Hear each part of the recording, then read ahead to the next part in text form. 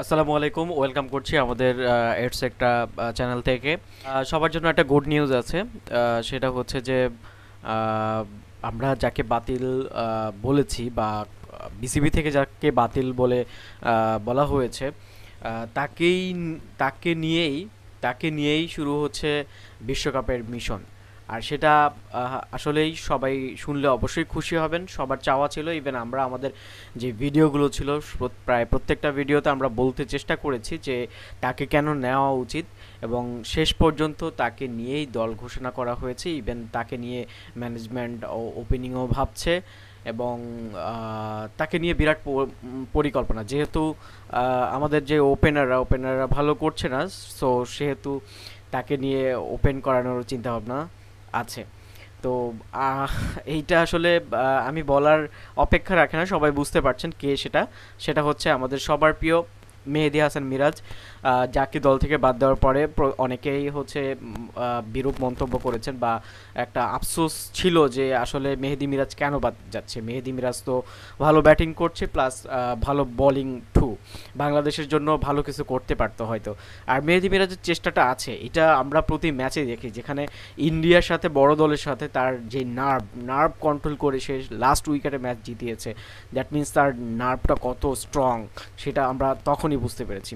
তো আমরা আসলে সবাই খুশি হয়েছি। আমরা যেমন আগে মাহমুদুল্লাহকে নিয়ে বিভিন্ন সময় বিভিন্ন কথা বলতাম যখন মাহমুদুল্লাহ বাদ পড়তো, তো আমরা আসলে যারা পারফর্ম করার পরও বাদ পড়ছে, তারা যেটা ভালো সেটাকে আমরা ভালো বলতে শিখেছি, এবং সব সময় বলবো, এবং এটা ভবিষ্যতেও থাকবে। যেটা বলছিলাম যে ভালো কথার সাথে খারাপ দুঃসংবাদও আছে। যেহেতু আমরা খুশি হয়েছি যে মেহেদী মিরাজকে দলে ইনক্লুড করেছে, এর সাথে সাথে একটা দুঃসংবাদ হচ্ছে তাসকিনের যেই ইনজুরি, সেটা মূলত হয়েছিল যে ফোর্থ ম্যাচে ফিল্ডিং করতে গিয়ে।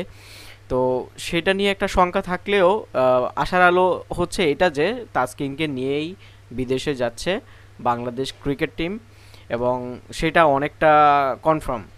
আমরা আমাদের জানা মতে অনেকটা কনফার্ম। কালকে যেহেতু ফাইনালি স্কোয়াড ঘোষণা করবে, তো আজকে আমরা যতটুকু বলতে পারি যে তাসকিনকে নিয়েই স্কোয়াড ঘোষণা করছে। তাসকিন অন্তত 15 সদস্যের মধ্যে থাকছে।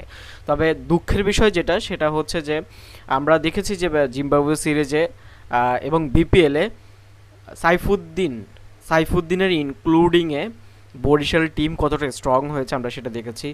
ইভেন ফাইনাল ম্যাচে ফাইনাল ম্যাচে যেই লাস্ট ওভার ডেথ ওভারে বোলিং করেছে, সেটা চোখ ধাঁধানো ছিল, এবং বরিশালের জয়ের জন্য সেই ওভারটা খুবই গুরুত্বপূর্ণ ছিল। এবং আমরা দেখেছি যে জিম্বাবুয়ে সিরিজে যথেষ্ট ভালো বল করেছে, এবং চেষ্টা করেছে রান করার যদি সুযোগ, তার অ্যাবিলিটিও আছে, এটাও আমরা জানি। তো সব থাকা সত্ত্বেও যেহেতু 15 সদস্যের একটা টিম করতে হয়, ওপেনিংয়ে যারা আউট অফ ফর্মে আছে তাদেরকে ব্যাকআপ বা তাদেরকে নিয়ে দল ঘোষণা করায় এই পেছন থেকে একজন পেসার কাম ব্যাটসম্যানকে বাদ দিতে হলো বাংলাদেশকে। আর এটা হচ্ছে খুবই দুঃখের বিষয়, কারণ বলছি যে সাইফুদ্দিন যদি দলে থাকতো তাহলে যে কোনো সময় সাইফুদ্দিনকে ব্যাকআপ হিসেবে মাঠে নামিয়ে দেওয়া যেত। আমরা যখন দেখতাম যে ব্যাটিং লাইন আপ একটু বড় দরকার, তখন করা যেত। তবে একটা জিনিস আমার কাছে খটকা লেগেছে, যে যেহেতু চারটা স্পিনার নিয়ে যাচ্ছে, সাকিব আছে, শেখ মাহাদি আছে, রিশাদ হোসেন আছে, এখানে তানভীর হোসেনকে ইনক্লুড না করে একজন পেসার কাম বা অলরাউন্ডার যাকে বলে সাইফুদ্দিনকে নেওয়া উচিত ছিল। এছাড়া আরও বড় বড় চমক আসতে পারে বাংলাদেশ টিমে। ওই যেটা বলেছিলাম যে যে কোনো সময় শান্তর ক্যাপ্টেন্সি থেকে মাহমুদুল্লাহকে ক্যাপ্টেন্সি দিতেও পারে। তবে মাহমুদুল্লাহ আসলে ক্যাপ্টেন্সি শেষ মুহূর্তে নেবে কিনা এটাই হচ্ছে বড় কথা, যেহেতু মাহমুদুল্লাহ চিন্তাভাবনা করেই রেখেছে যে বিশ্বকাপের পর তার অবসর। সো মাহমুদুল্লাহ নিবে কিনা এটা হচ্ছে সব থেকে বড় বিষয়, তার সাথে আলোচনা করছে সম্ভবত, আমরা যতটুকু জানতে পেরেছি। আলোচনার শেষে আসলে বলা যাবে যে এখানে কোনো কিছু রদবদল হচ্ছে কিনা। আগেভাবে মাহমুদুল্লাহকে ক্যাপ্টেন্সি দেওয়া হয়, তবে আমার মতে ভালো কিছু হবে, কেননা আমাদের যেই ক্যাপ্টেন শান্ত, তার পারফর্ম এখন ভালো না, আউট অফ পারফর্মে আছেন। তো তাকে রিপ্লেস করা জরুরি হয়ে পড়বে কোনো কোনো ম্যাচে।